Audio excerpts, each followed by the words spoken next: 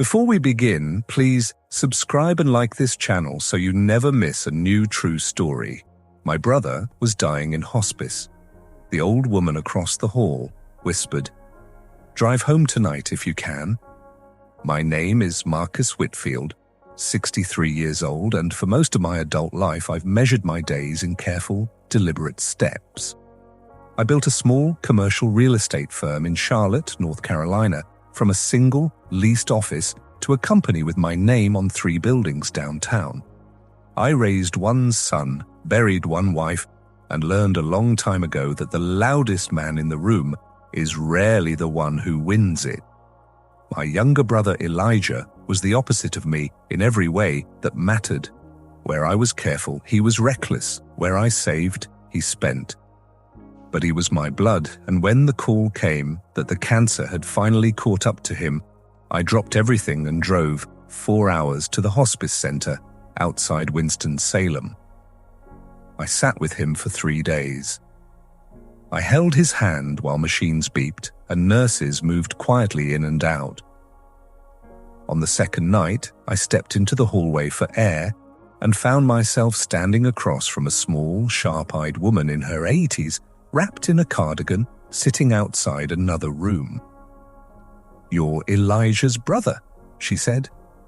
It wasn't a question. "I heard you two talking. I heard everything, actually. These walls aren't as thick as they think." I nodded, too tired to ask what she meant. "Drive home tonight if you can," she said, voice low.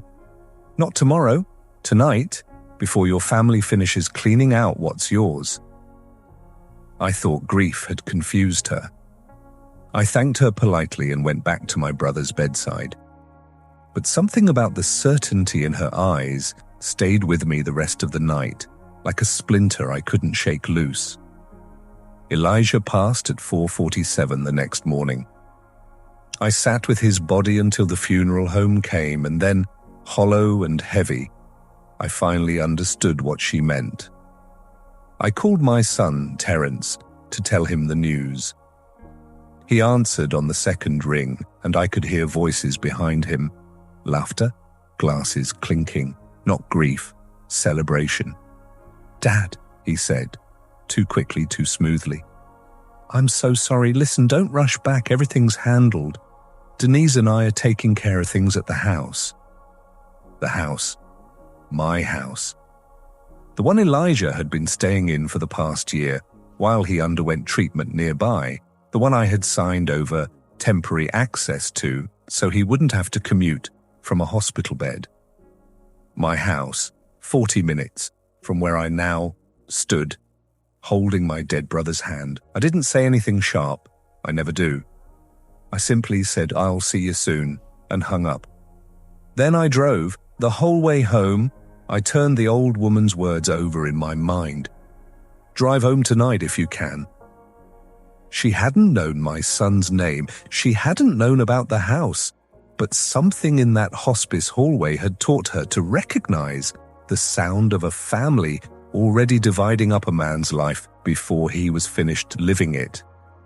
I pulled into my driveway just after 10 that night. There were 3 cars I didn't recognize and a moving truck backed halfway up the curb, its ramp still down. Through the lit windows, I could see people carrying boxes. My grandfather's clock, my late wife Ruth's jewelry case. Files from my home office, the same files that held years of business records, insurance documents, my will. I sat in my car for a long moment, engine off, watching my own home get quietly disassembled like a business that had already failed. I didn't storm in. I didn't call the police, though God knows I could have.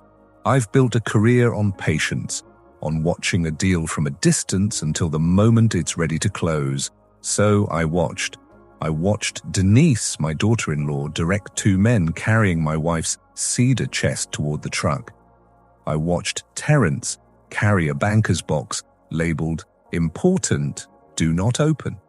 My handwriting, from years ago, holding copies of my will, my trust documents, powers of attorney. I got out of the car, slowly, calmly, the way I'd walk into any negotiation. Terence saw me first. His face went the color of old paper. "Dad, we thought you'd stay up there a few more days." "I imagine you did," I said. Denise stepped forward, arms crossed, chin lifted, in that particular way people use when they've already decided they're the wronged party. "Marcus, we need to talk. With Elijah gone, and with your age, we've been thinking it makes sense to get things in order early, for everyone's protection." "My age," I repeated quietly. "I'm 63, Denise. Not senile, not incapacitated. Just recently widowed and now recently bereaved of my brother, standing in my own driveway watching my son's wife pack up my dead wife's belongings." Nobody spoke. The movers, God bless them, quietly set the cedar chest down and found something urgent to do at the truck. "Put everything back," I said. "Tonight, every box, every file, every piece of furniture, back exactly where it was." Terence tried to explain something about needing to protect the estate, about a lawyer friend of Denise's who'd suggested getting power of attorney just in case, about how they were only trying to help. I let him talk. I let all of it wash over me without a single flicker of anger on my face, because I had learned, across 40 years of closing deals with far sharper men than my son, that the person who reacts first is usually the person who loses. That night, after the truck pulled away empty and the house sat quiet again, I made 2 calls. The first was to my attorney, a woman named Carol Ann Pruitt, who had drawn up my estate documents 15 years earlier and knew every clause by heart. I asked her to meet me in the morning. The second call was to the hospice centre to thank the staff for their care of my brother. I asked, almost as an afterthought, about the woman across the hall. "Mrs. Odessa Carter," the nurse told me gently. "She passed peacefully this morning, not long after you left. She'd been here 11 weeks, watched a lot of families come through that hallway, sweetheart. She used to say she could tell which ones were saying goodbye and which ones were already counting." I sat with that for a long while. The next morning, Carol Ann and I sat in my study, the same study Terence had been quietly emptying 12 hours earlier, and reviewed everything. My will had, for years, left the bulk of my estate to Terence, with provisions for Ruth's family heirlooms to pass down through him to my grandchildren. I asked Carol Ann to draft something different. Not out of spite, not out of cruelty, but out of the same clear-eyed discipline I'd used to build everything I owned. I placed my primary residence and my investment properties into an irrevocable trust administered independently, with Terence as a beneficiary of income only. Never principal, never control. I named a local children's literacy foundation, one Ruth had volunteered with for 20 years, as co-beneficiary of a significant portion of the estate. And I wrote, in plain language, Carol Ann insisted we include a letter explaining exactly why.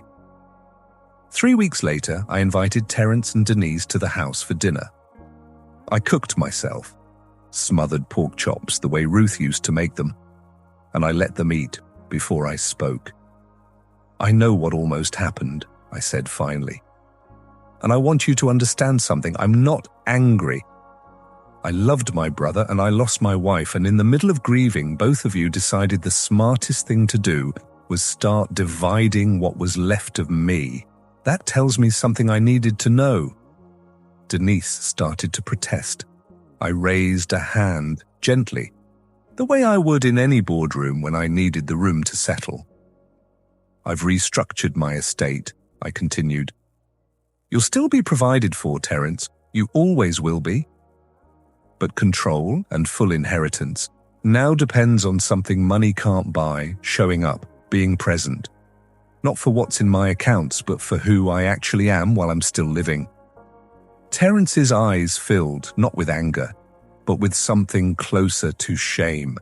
He didn't argue, he didn't threaten a lawyer, He simply nodded, and for the first time in longer than I could remember, he asked me about my day. It's been 8 months now. Terence calls every Sunday. Not about money, about nothing really. Basketball scores, grandkids' report cards. Once, just to ask how I was sleeping. Denise and I are civil, cautious, slowly rebuilding something honest instead of convenient.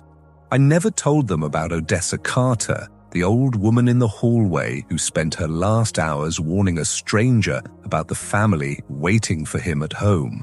I think about her often, though. I think about how she'd already learned, long before I had, that the people who love you for what you have will always show their hand eventually. And the ones who love you for who you are will show up quietly without needing to be watched.